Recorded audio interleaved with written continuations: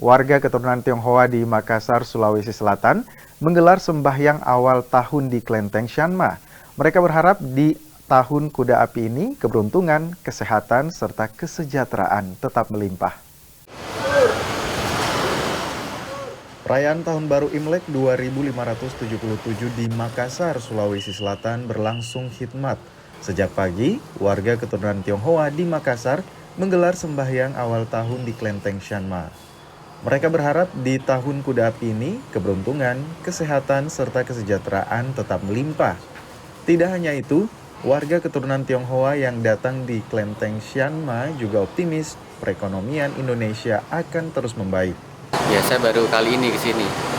Saya baru di Makassar. Oke, nah, terus ini kan hari Imlek, nah memang sudah jadi tradisi datang ke Klenteng setiap Imlek atau seperti apa, Mas?